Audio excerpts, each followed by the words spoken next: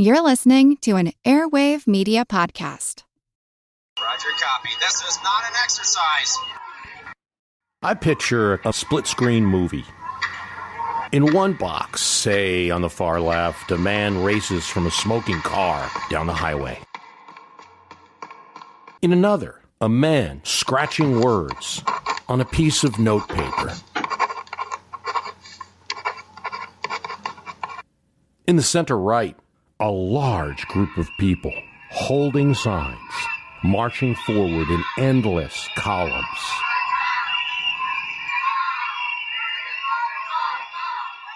And to the far right, a rocket propelled by enormous fire rises, then splits into parts.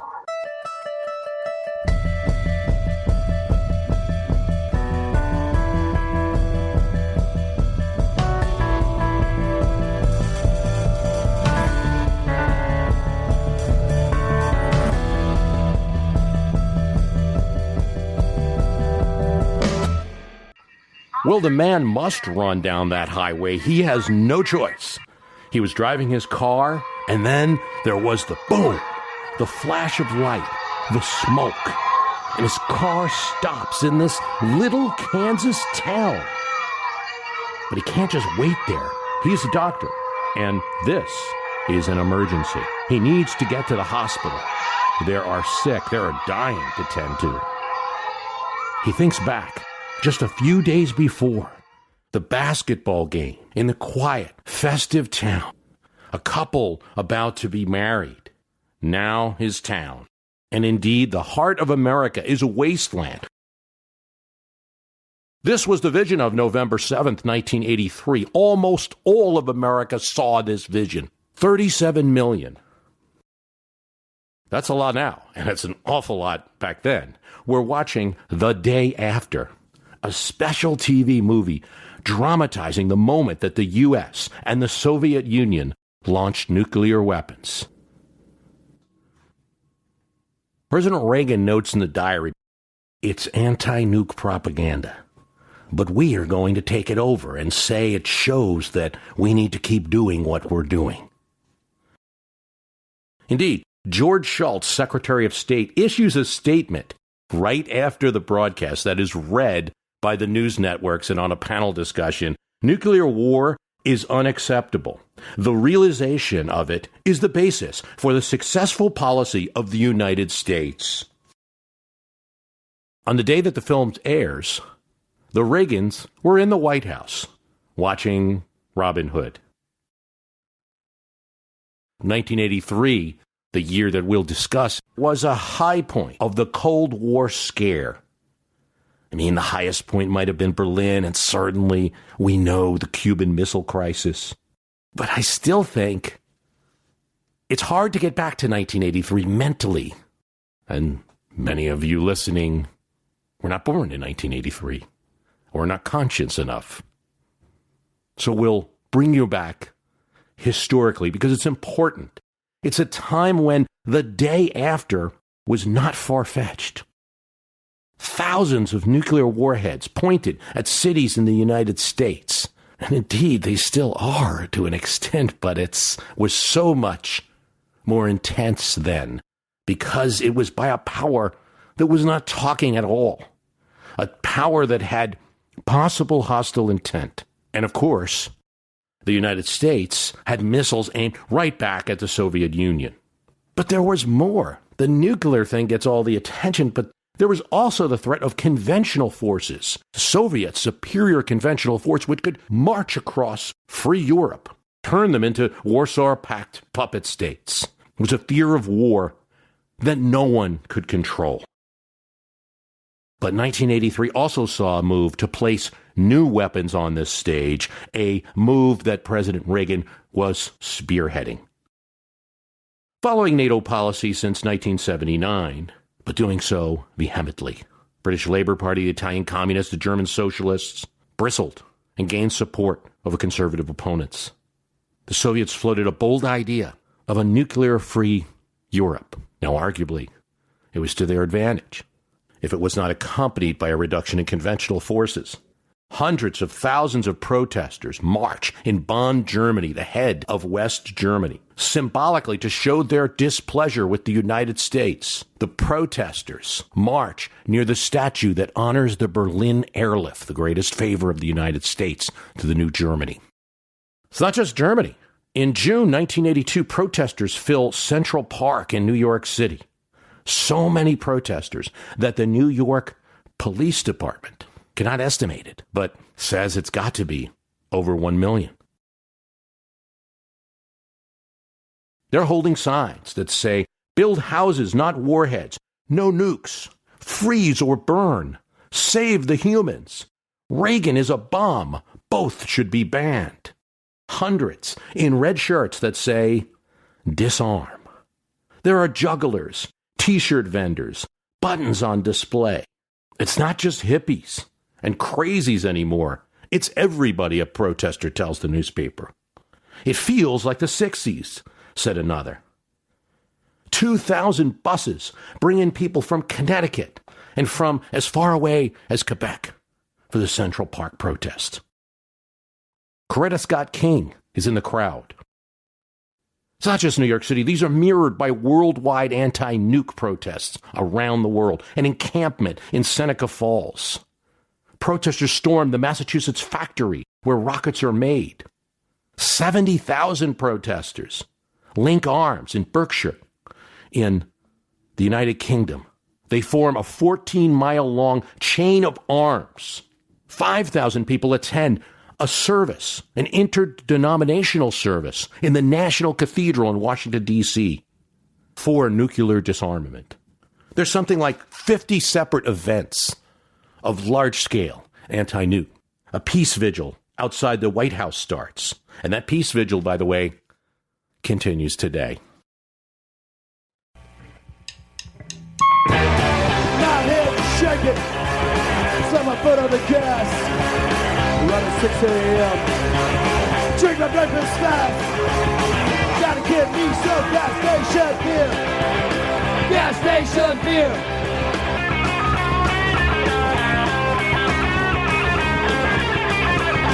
Musically, there is much picked up in this nervousness about weapons. The song 99 Luftballons, the band Nina, is a big radio hit.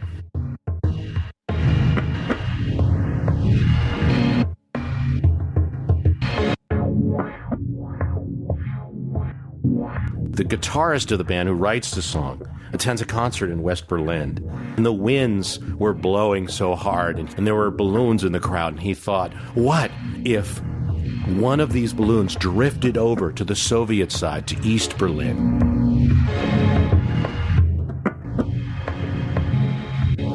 And someone thought it was a bomb.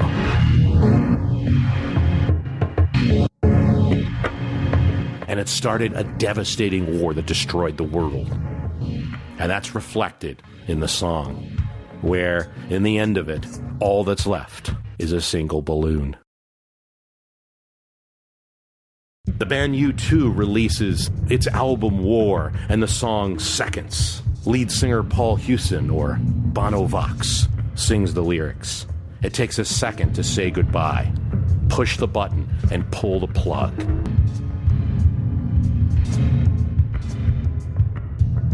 It captures the hair-trigger feeling of that year. Musical protests are picking up the vibe of politics as both sides harden. War, Bono Vox said, was the motive of 1983.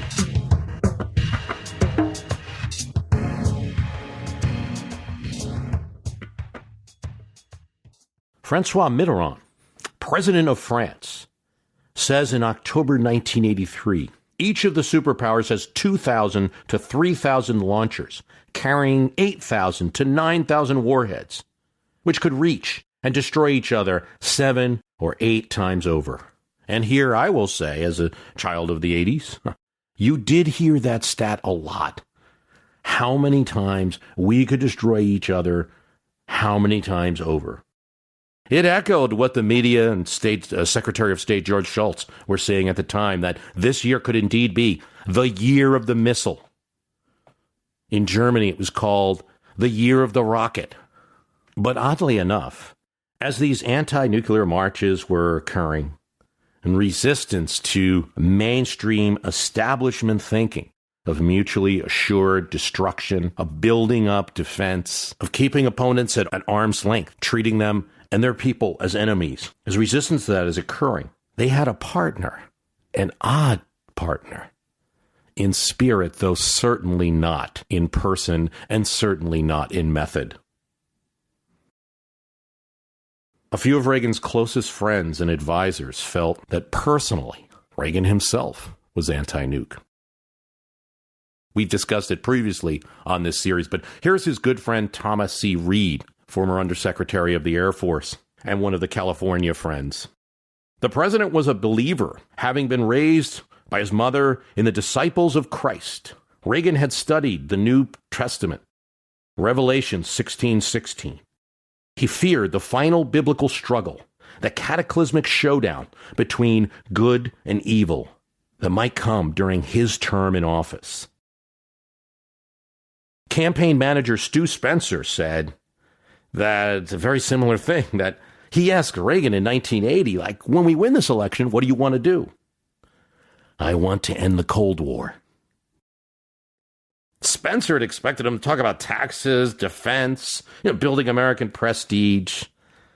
That doesn't seem to be an option on the table. Sure, we'd all like to end the Cold War. That doesn't seem to be an option on the table. Bud McFarlane, one of his national security advisors, said he saw himself not as a god, but as a heroic figure on Earth. It's not an evolution, as far as I can tell. It was something that was present in his thinking all along, or at least since the 60s, say. Michael Deaver, and we discussed this in other episodes, how the man who asked for increased missiles, he's defeated in 1982 in a plan for the dense pack, for the MX missile to increase these large clusters of constantly moving missile silos in Wyoming. The experts, even some strong hawks in Congress, are against it. It's not going to work. Increases the defense budget some 45%. But he also, as Deaver says, scratches off a letter on White House stationery to Brezhnev. And he gives it to his national security team during a meeting up in the residence. Reagan's wearing a bathrobe. According to Deaver, was from deep in his soul. He had met Brezhnev before. We talked about this in the first episode. And he said, remember when we met and you took my hand, Brezhnev, and you said, we can't allow this to go to war. Let's not do it. He tells Margaret Thatcher during a meeting that mutually assured destruction is immoral. Now, Reagan is no picket sign holder, nor is he a Bono Vox. Thomas Reed and his other friends assert how his type of peace, his vision for peace, is paralleled with a peace through strength, peace through tough talk, the kind of things in arms control negotiations that was called the dual track.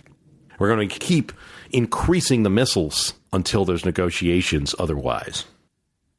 Sounds very good on paper and the planners, but it's also like, well, what if there's no negotiations? Then you keep building missiles.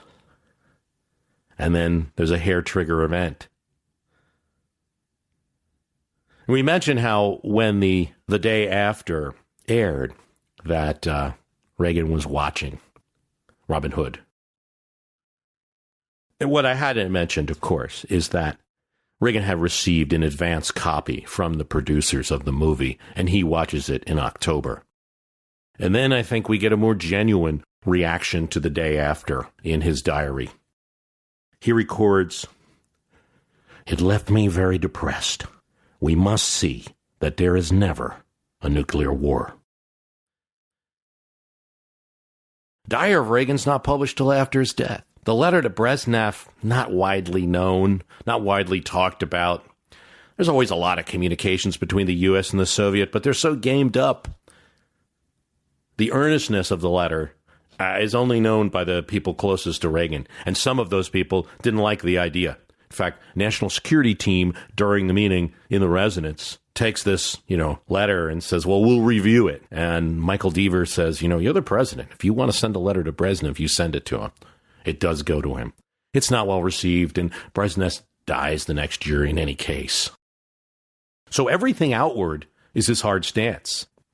The truth is that a freeze now would be a very dangerous fraud, for that is merely the illusion of peace. The reality is that we must find peace through strength. Reagan's very clear during the campaign. What's his strategy for the Cold War? We win. They lose. Freeze at current levels of weapons would remove any incentive for the Soviets to negotiate seriously in Geneva.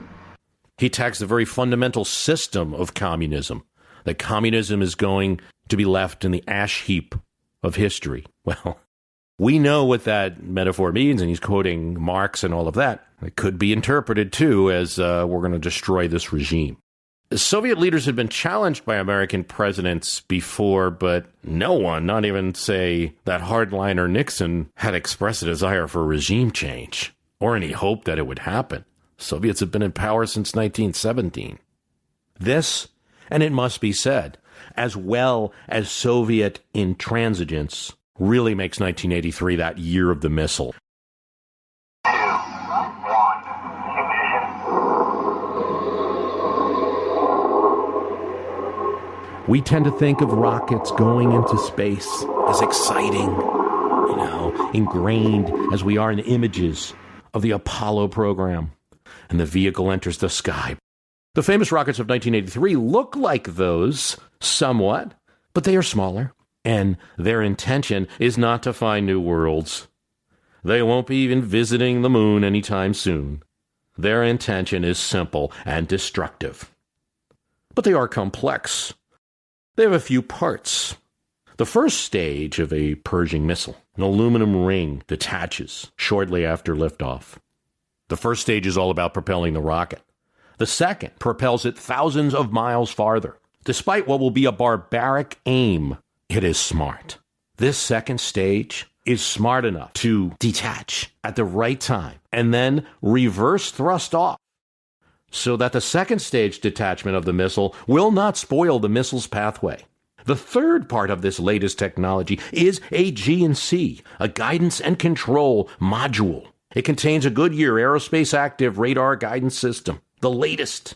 Controls pitch, and it has a radar map of the target zone. It can see like a bat. It can hit buildings, perhaps. It can hit command centers.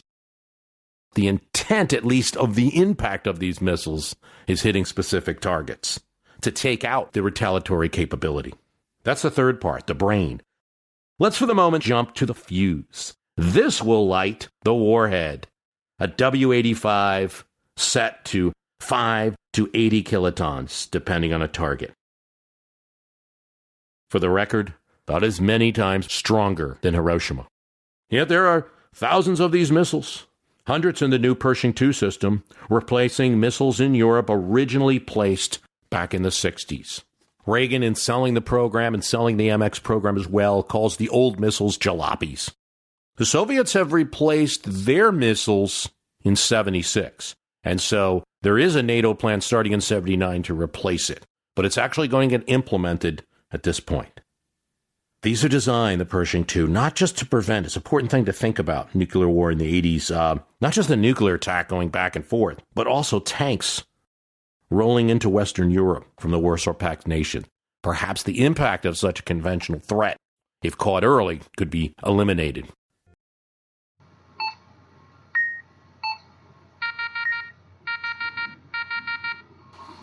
You grab the paddle console, which is plugged into your television set. You put in the cartridge, and a pixely yellow and green picture of the United States, well, a section of the United States, these graphics are quite a hug, can't have the whole map there, is on your screen, along with a basic target icon. You turn the paddle. The game's goal is to defend the United States from global thermonuclear war. Using this paddle, twirling around, moving that target icon. The scenario is a computer glitch has caused an attack on the United States that no one planned. ICBMs are coming in, and you've got to use your paddle to target anti-ballistic missiles and interceptor jets to ward off the ICBMs coming in. You've got to be quick. You've got to be timely. Don't waste your jets. They need time to refuel. Got to be strategic about warding off the missiles, or else you'll see cities and bases destroyed. And in a nod to Reagan and Star Wars, this game features an experimental laser that's really hard to use, but can be destructive to these missiles if you can get it going.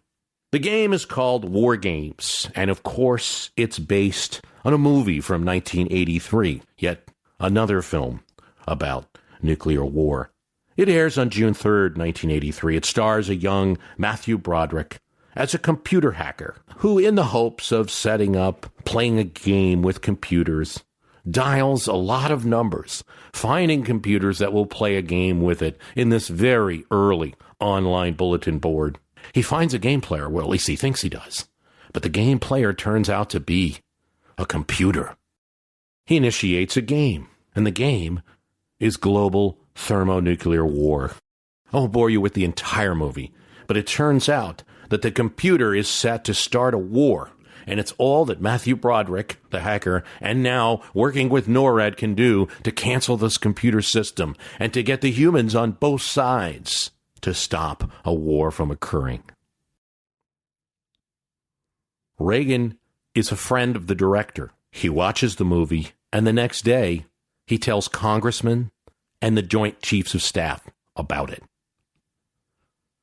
Not only that, years later, closer to the end of his presidency, he writes to that director again and says, makes it abundantly clear, in case you thought your movie had nothing to do with what occurred, I can assure you that it did. That was a video game. That was a movie. It was something widely speculated about at the time. But nobody knew how close we might have actually came until Soviet archives were released.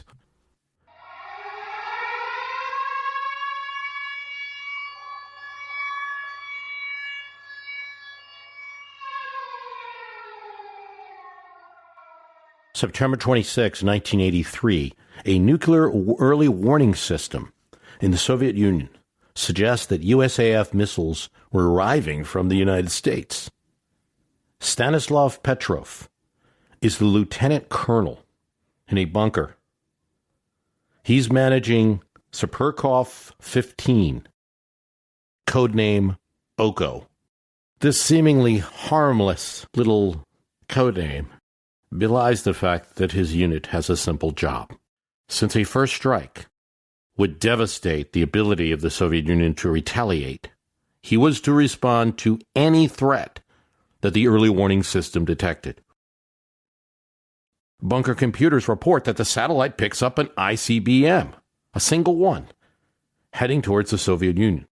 Petrov considers responding, but disregards it. Then it indicates that 5 more missiles were coming in. This is the new computer. They've just installed this new early warning system, and his orders are clear. What is he going to do? Fortunately for us, Petrov decided to cancel the response. The system was too new, it was too unreliable, and the ground radar had not picked up any missiles. It was his own hunch, which he bet his country on, was that the United States wouldn't attack with just 1 or 5 missiles. The attack would be massive. This can't be it. And as it turned out, he was right. An error in the satellite regarding its orbit and the reflection of the sun had caused it to malfunction in the signal that it sent. Petrov was, in good Soviet style, at first awarded for his brave actions. And then as officials realized that they would be held responsible for the error, he was retired. During Reagan's first term, there were 3 Soviet leaders. Brezhnev dies in 1982. And Yuri Andropov becomes general secretary of the Communist Party, which is, and then the Politburo, which is essentially the leader of the Soviet Union. And there was some hope with this. Andropov, the news report said, liked jazz music. And the U.S. and Sovietologists, as they were called, or Kremlinologists, knew Andropov well. They knew that he was doing a little bit of reforming. Andropov is one of these guys pre-Gorbachev, who's going to confront workers at train stations and say, what are you doing? You're supposed to be at work. Could you imagine the president of your country, telling you to get back to work? And he had some reform-minded ideas. But as it turned out, there was no visible sign of any of this in relations towards the United States. Per a former KGB official, Oleg Kalugin, Andropov was distrustful of American actions as he assumed power. Kalugin was a friend of his and KGB counterintelligence official. He said the distrust was profound. Such an incident, if it went farther, if it reached the leadership in Moscow, is the type of things which would have had leadership feeling that Reagan might be making good on the threats he was out there making publicly. To ignore the facts of history and the aggressive impulses of an evil empire, to simply call the arms race a giant misunderstanding, and thereby remove yourself from the struggle between right and wrong and good and evil. After Reagan's surprise announcement on SDI, the Soviet Union did not react, oh great, you're going to build a missile shield. They said the U.S. was attempting to undermine the strategic balance. They appealed to the rest of the world, saying, look what they're trying to do. And to paraphrase the idea, if two people are fighting and both have swords, but one has a shield and the other just has a sword, that person's defense is an offense. You're going to block my blow and then hit me. That was the Soviet argument. Reagan then had an interesting proposal as part of his package. He said, when we develop this missile shield technology, we'll share it with the Soviets. But from the Soviet side, and honestly, for most of the world, that was a ridiculous idea. No one thought that was going to happen. The shame of it is, it was probably true that he legitimately wanted to do that. But even in the United States, Richard Pearl, Colin Powell, any of the war hawks were against this. And even Democratic candidate Walter Mondale thought, what a foolish idea. You're not going to share this with the Soviets. In any case, with all the public rhetoric out there, the Soviets could see that the president who called them an evil empire could not be expected to give them the technology at the right time. Star Wars gave the USSR a PR point. And at the same time, they were calling not only for a nuclear-free Europe, very attractive idea to many, but a treaty proposal for a ban on space weapons. The effects of Star Wars on the Soviet thinking, and now a bit more is known about it, was mixed. One of the reactions, along with the harsh rhetoric and the military buildup, was to give some military hardliners within the Soviet Union more of a boost. They also did make some adjustments. Programs such as Skiff space lasers aimed at satellites moved forward. ABS to protect the Moscow industrial region with anti-ballistic missiles. Albatross missiles, ground-based missiles aimed to take out satellites. Energia, heavy launcher to bring up weapons into space. Programs on all of these were accelerated long-term. The key, though, is that a lot of these programs, all of the programs I mentioned, existed before Reagan announced his SDI or Star Wars program. And they were not accelerated. The decision of the Council of Ministers approving acceleration of these programs did not occur till 1985. So didn't just react immediately. Oh my God, he's announcing Star Wars, we're going to react.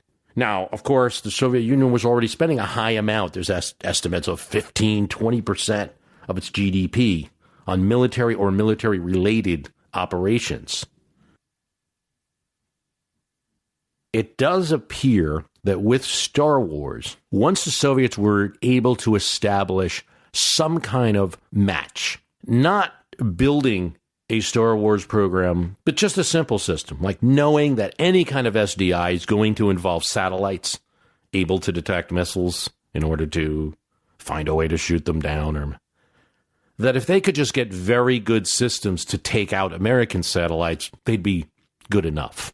By the end of the 80s, the Soviets were taking Star Wars off the table, not requiring the Americans to remove Star Wars. And these programs may have given them the confidence to do it. I think there's something important to consider about the period that we're in 1983, and that is that the Soviet Union and the Americans are not talking in a significant way. And part of this goes back to Carter, who had canceled some of the relations. You're going to talk about the Olympics. You're talking about a grain embargo, which Reagan does overturn when he becomes president, but nonetheless it's there. Afghanistan is going at this point. Secretary of State Schultz is in a congressional hearing, and Senator Paul Tsongas of Massachusetts questions him. You guys are going to be the first administration never to meet the Soviets. Schultz responds, so be it. So the battle goes to Europe, and Western Europe in particular, for acres of space, for silos, and hearts and minds. This occurs at a time when Reagan was pursuing a policy of pressure on the Soviets really around the world. Kissinger had said in 1969 that ideology didn't matter. Reagan made it clear that it did. Soviet sources say the Evil Empire speech was a point where a drop-off and the Soviets considered that negotiations were futile. Talk in the UN lounge was that the Soviets would wait for another president. A handwritten note from Reagan to Andropov is answered, but for the most part, rebuffed. When the Soviets shoot down the KLL Korean airliner in this year, there's statements issued, but Andropov himself is mysteriously quiet.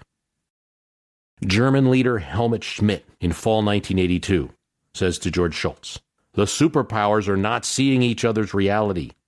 They cannot read you." All three powers in Europe that were supposed to get new Pershing II missiles to match the 76 Soviet missiles have significant elements, the major opposition parties in their countries, opposed to their deployment. The UK Labour Party, the Italian Communists, which at this time was the significant opposition party in Italy in 83, and the German SDP. They were opposed to missile deployment. They weren't just rabble-rousers on the fringes of their population. These were winning issues for these parties and threatened the pro-NATO governments in each of these countries. Reagan was 1 year from election himself, and Democrats were restless. We mentioned Tsongas' comment. Gary Hart calls for reductions in Reagan's defense spending. Mondale rails against war in space and not meeting with the Soviet Union. Ted Kennedy, Mario Cuomo all make similar statements. Comments about Star Wars, Tip O'Neill's dismissive comment about Buck Rogers' systems in space, demonstrate the feeling in the opposition to Reagan's proposals. Now, this is a series about Ronald Reagan. It's called A Dozen Ronald Reagans that we started, in 2016, and with so many events going on, I wasn't able to finish it in the way that I would. I'm finishing it now. The Dozen Ronald Reagans are the different Reagans that exist both, I think, in history and reality as near as we can tell, and then also in public perception of them. I think from what you're hearing, there's this double play at work, but also a desire to keep that dual track open, but not to beg for it. Here's what George Shultz says. He expressed openly his ideas about the Soviet Union. I could see his willingness to move forward, to speak with a communist leader, or even travel to a communist country.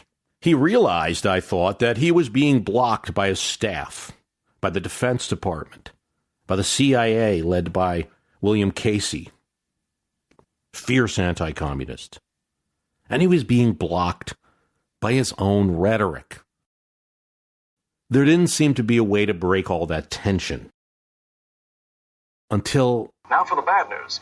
The worst blizzard.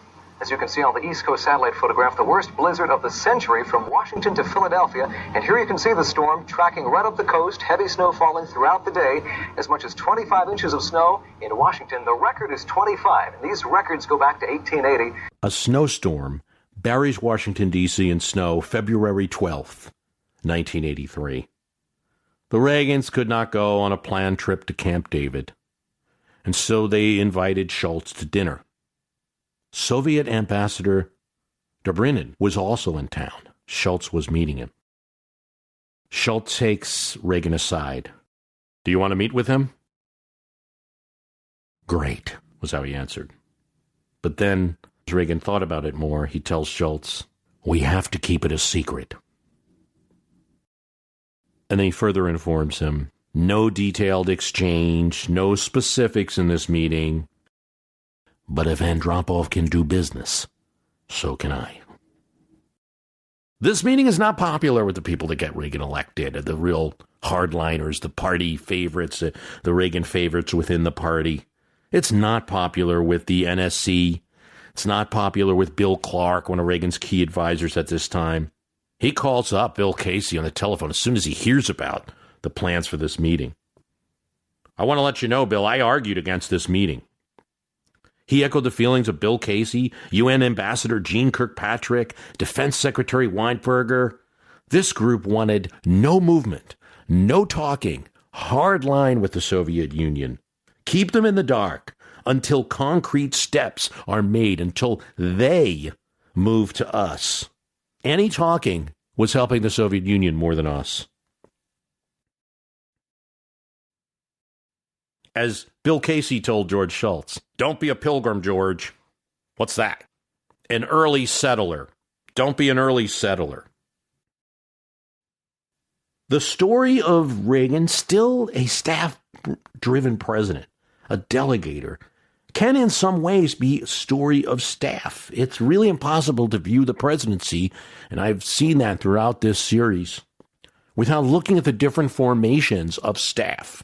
You know, he's doing really well under one of the regarded in Washington as the best chief of staff, James Baker, and has his worst time under Don Regan.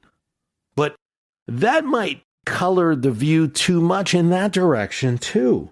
Because if we're just seeing him as a person bouncing between people, like essentially being one of those folks that are, you know, whoever they talk to last, that's who they listen to.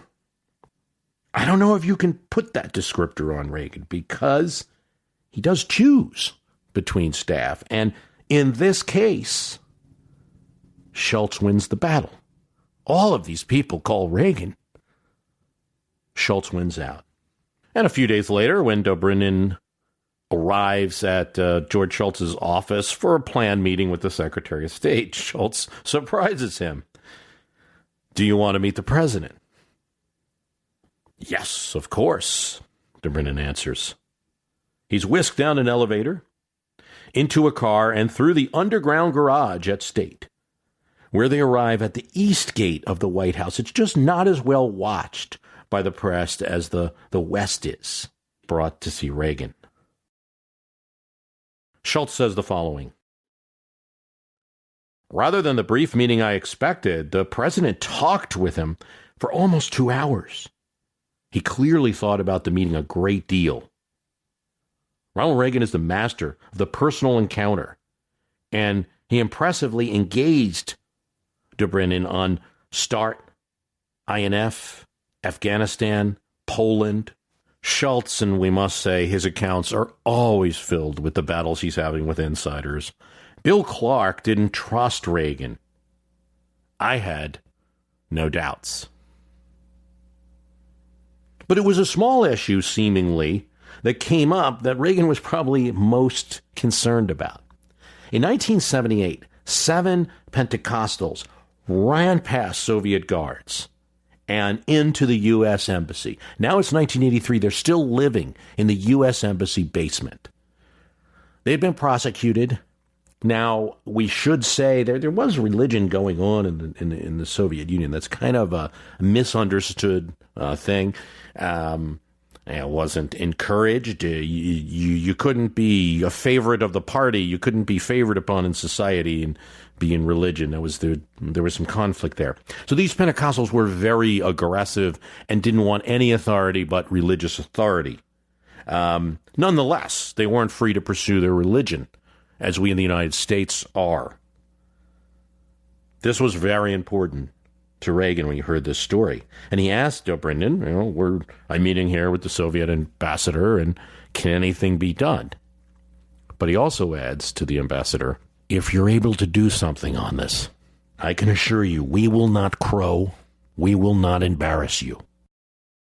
Now, it's not easy. It's not like he walks out of this meeting, the Soviet ambassador, and gets on the phone with a drop off, and these guys are released. There's a lot of negotiation going on between the two sides, between lesser people, deputies really, not exactly in the way the Americans want, but long-term maybe it was better.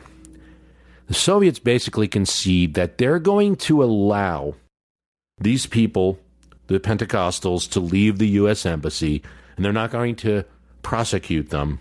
They can go home. But that's what they have to do. They're not going to put them on a plane immediately. They're going to process their passports as they would with any other Soviet citizen. They're not going to accept that the U.S. has the ability to just move them out of the country. So this involves the Pentecostals to trust the assurance of the United States that nothing will happen to them, and the Soviets do, by June of 1983, put them on a plane to Vienna. This was publicized, but not extremely so. Reagan had promised that he wouldn't embarrass the Soviets, and he did not. George Shultz says, I was asked if this was a test, and I think it was. And something else happens in 1983, something that we should focus on more in Cold War history. Election results in Western Europe. Margaret Thatcher's party increases its majority. Labour Party under anti-nuke Michael Foot is destroyed in the 1983 election. The Italian Christian Democratic Party, in favor of the new missile placements in Sicily, are in danger of defeat to the Italian communists. The Italian communists go as far as being aligned with the Soviet Union. They have direct communication. And so the Christian Democratic Party makes a deal in a camper. That got a lot of play in the press, the so-called camper deal, with the small Italian Socialist Party. The price of that deal is that the leader of this small party, a socialist, will have to become prime minister. But despite his left leanings, the Socialist Party in Italy is not the Communist Party. They're not aligned with the Soviets, and they support the placement of Pershing II missiles if the Soviets do not negotiate properly for arms reductions. Combined with the Socialists, the Christian Democrats win the election, and NATO's hand is strengthened. Germany was trickier. The Soviets had indirectly attempted to influence that election. Something that's talked about today, right? This is 1983. The new SDP leader, Joachim Vogel, goes to Moscow and meets with Andropov. This move boosts his campaign. He starts talking about the benefits that Germany's going to get if they give up on these missiles. 2 visitors and 1 miscalculation changed the dynamics of the German election in 1983. First of all, Vice President Bush visits West Germany, but before he does, he goes to all of the Allies, 6 countries, and gets their universal resolve behind the placement of the Pershing II missiles, and then goes to Bonn and makes a speech. But okay, that's the Americans, and this is West Germany, and there's some anti-American feeling anyway. A surprising figure comes to West Germany and makes a speech. Where is Daredevil? I'm right here. Don't miss the return of Marvel Television's Daredevil Born Again. So what's next? I feel liberated. We're gonna take this city back. Over medicated. In an all-new season, now streaming only on Disney+. They're hunting us. It's time we started hunting them. I can work with that. This should be tons of fun. Marvel Television's Daredevil Born Again, now streaming only on Disney+. That changes the election greatly. And he is the socialist president of France, Francois Mitterrand. It must be remembered that Mitterrand had been a prisoner of the Nazis. He'd served in the French resistance. He makes this point in his speech. But now, as the Washington Post describes, he leans forward in the podium and in a voice hushed in emotion, described the Germans as a great, noble, and courageous people that he had come to know and love. There must be solidarity in the union of countries. And he said the Pershing missiles must be placed. In addition, TASS, the Soviet news agency, reports, and it's widely known as the organ of the government, that there could be social unrest if the SDP didn't win. And this causes a bit of a backlash. Helmut Kohl and the CDU party wins a huge victory. This work with the Allies pushing back on Soviet influence in 1983 was as much a part of the end of the Cold War as all the steps that will come later. Absent this, all the tough talk from the United States about weapon and increasing defense budgets just might have been matched on the PR stage by collapsing support in Western Europe and the embrace of the Soviet Union as a legitimate country and a partner in the world. In the Civil War, common thesis is that Abraham Lincoln's re-election in 1864 really ended the war because before that, the Confederacy, could be hoping for a different government and a different leader, and after the election, there was no way. I think this is true of 1983 as well. And it's also true of Reagan's own election. His opponents attacked Star Wars, Buck Rogers' plans, and the like. Walter Mondale in 1984 certainly should not be said to go as far as the SDP or visit Moscow or anything like that, but Gromyko comes for meetings. Foreign Secretary, he meets with Reagan as well. He also meets with Walter Mondale.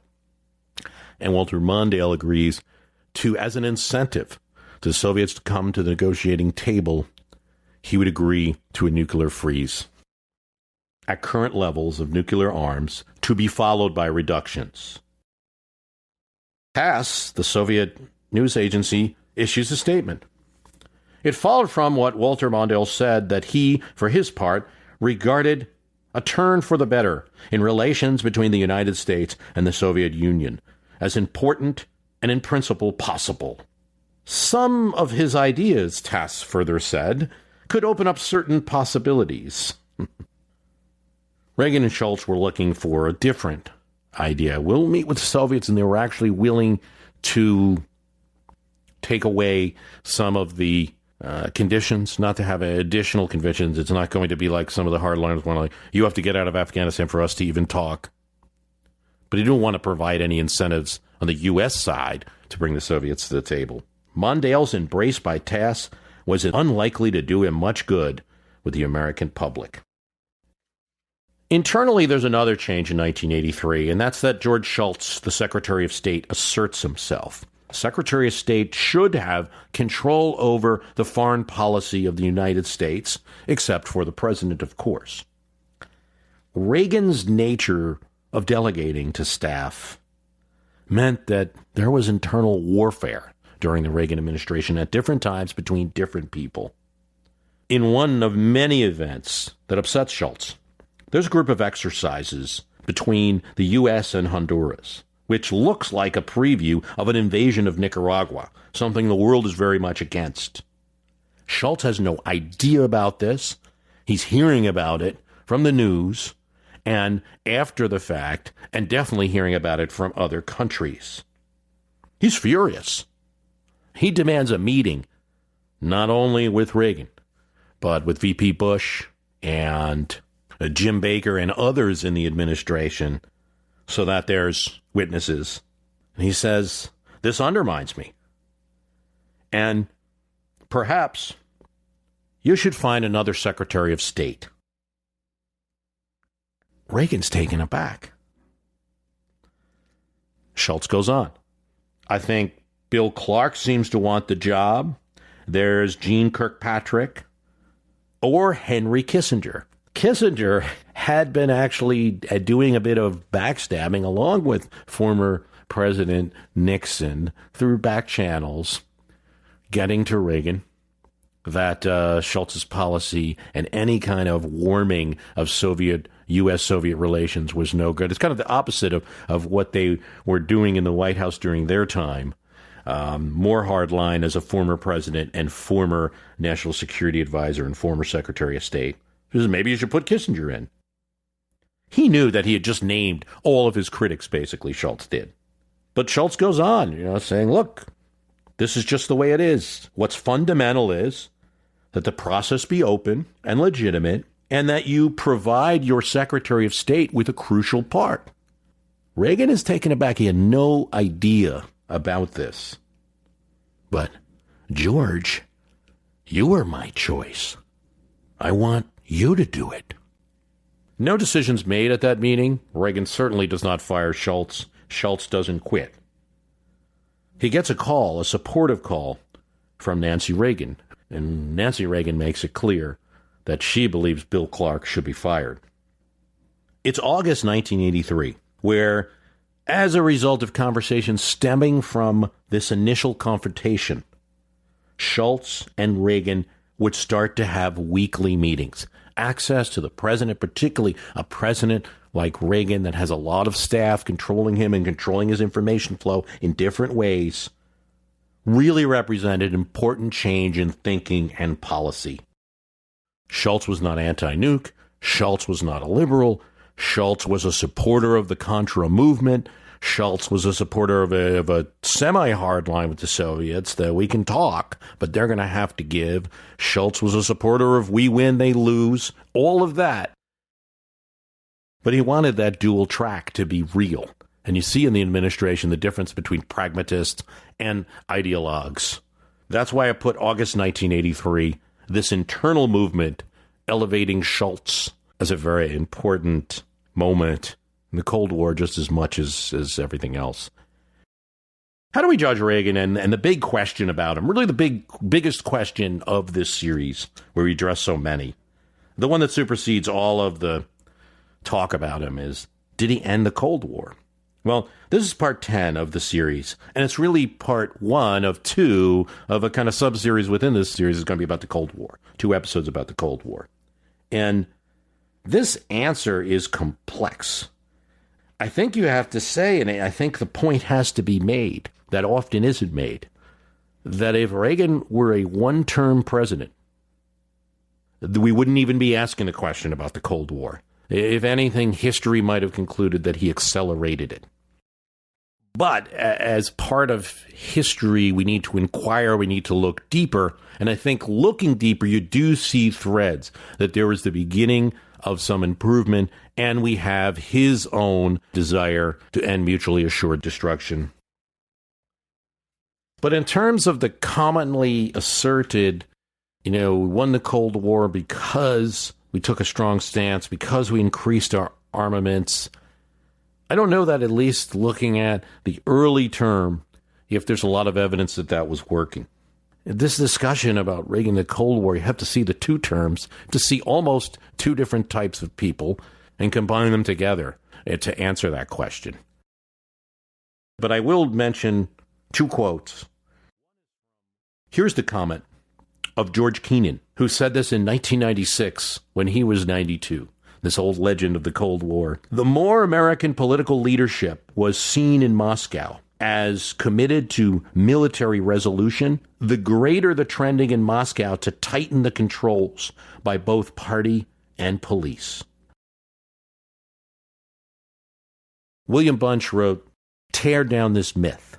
He's not exactly a fan of Reagan, but what's misunderstood about Reagan was the struggle between the anti-communist rhetoric and his belief in high-level diplomacy was driven in part by his real fear of apocalypse.